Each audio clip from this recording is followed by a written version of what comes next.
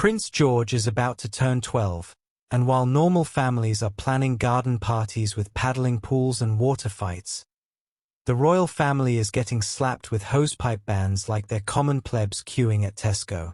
But here's the absolutely delicious twist that's got me cackling into my digestives. Some royals are dodging this drought drama like they're Matrix characters, while others, well, let's just say King Charles might need to start collecting rainwater in his Wellington boots.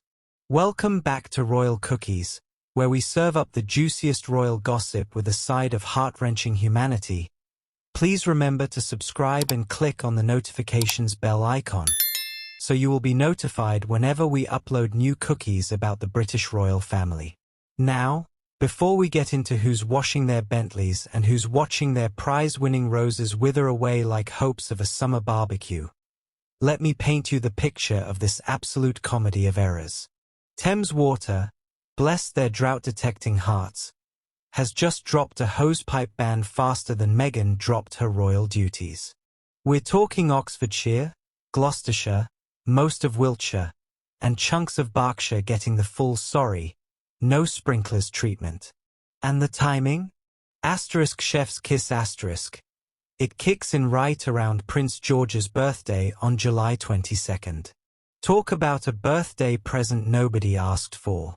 The royal family, yes, the same people who own castles with moats and gardens bigger than entire housing estates, have to follow the same rules as us mortals.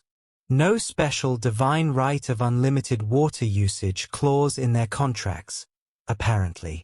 Who knew democracy extended to drought restrictions? But wait, and this is where I nearly choked on my morning crumpet.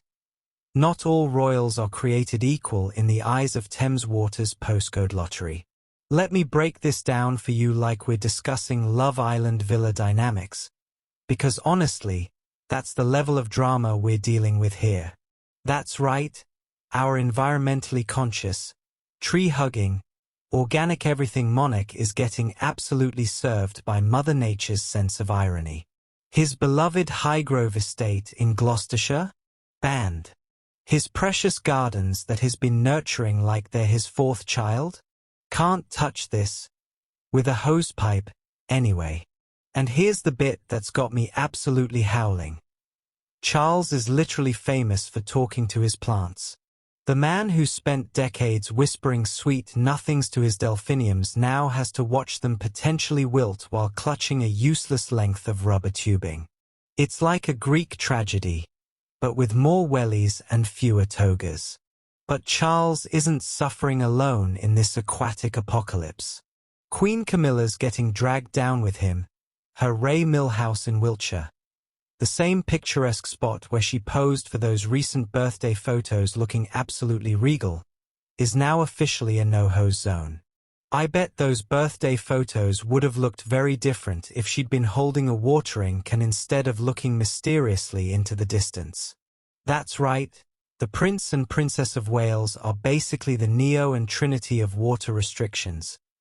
They're dodging this ban like it's bullets in slow motion. Their Adelaide cottage in Berkshire? Completely outside the affected postcodes.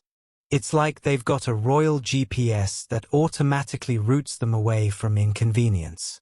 While Charles is probably Googling how to collect rainwater in teacups and Camilla's wondering if she can wash her Land Rover with a damp cloth, William and Kate are potentially having the world's most royal water fight in their back garden. The irony is delicious. Picture this, Charles on FaceTime with William, looking longingly at his son's lush, well-watered lawn while his own prize roses are giving him the botanical equivalent of the silent treatment. How's your garden looking, Pa? Well, William, let's just say I'm getting very acquainted with what crispy means in gardening terms. Because while poor Charles is probably practicing his rain dance at Highgrove, his Sandringham estate in Norfolk is sitting pretty, completely untouched by this hosepipe apocalypse. It's like having your cake and eating it too, except the cake is unlimited water usage and you're eating it with a solid gold fork. But here's where it gets absolutely brilliant, and by brilliant, I mean so perfectly timed it feels like the universe has a sense of humor sharper than a Buckingham Palace guard's ceremonial sword. Charles has just finished converting Sandringham's former head gardener's residence into a luxury holiday rental. We're talking £5,623 per week. That's more than most people's monthly salary for a week in what used to be someone's work accommodation. The audacity, the genius of it all. Picture the marketing meeting, right? So we've got this lovely Edwardian property. Sits just 300 meters from the actual royal residence, surrounded by pine trees and historic walls. Oh, and unlike our other properties, you can actually use water here without facing a £1,000 fine. The property sleeps 8 guests with 3 bathrooms, which means 8 people can take gloriously long, unrestricted showers while Charles drives 3 hours from his drought-stricken Highgrove, probably singing in the rain with increasing desperation. Oliver's Travels, the company marketing this royal cash cow, describes it as offering an extraordinary connection to one of the United Kingdom's most iconic royal residences.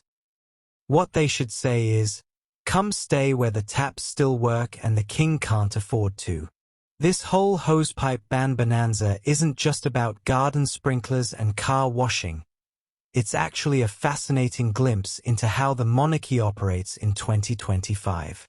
And honestly, it's more revealing than any tell-all interview could ever be. First off, can we just appreciate that even royalty has to follow the same water restrictions as the rest of us?